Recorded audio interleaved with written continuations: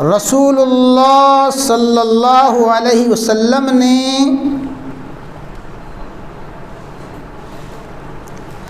اپنی شفاعت کے متعلق اپنی امت پر جو بہت بڑا احسان اور انعام فرمایا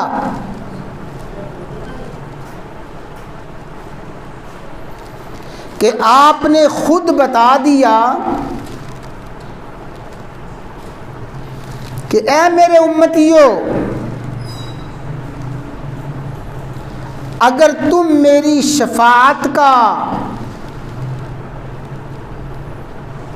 مستحق بننا چاہتے ہو، اگر تم چاہتے ہو کہ تمہیں بھی میری سفارش، میری شفاعت حاصل ہو جائے، تو یہ چند اعمال، چند افعال میں تمہیں بتا دیتا ہوں۔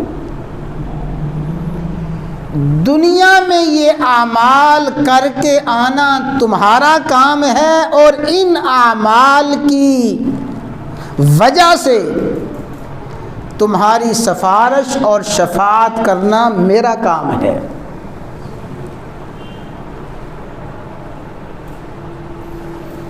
میں عرض کرنا چاہتا ہوں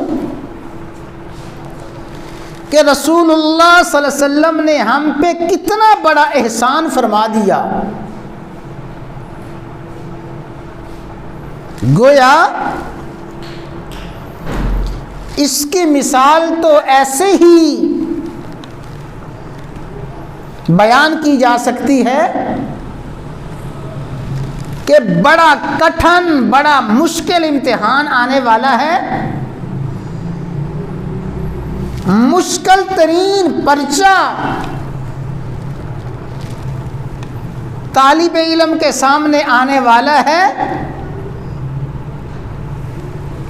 اور اسے پہلے ہی بتا دیا جاتا ہے کہ مشکل ترین امتحان میں، مشکل ترین پرچے میں یہ سوالات آئیں گے، ان سوالات کی تیاری کر آؤ، مشکل ترین پرچہ آسانی سے حل کر لو گے۔ وہ قیامت کا شدید مشکل ترین دن، وہ کٹھن ترین مرحلہ،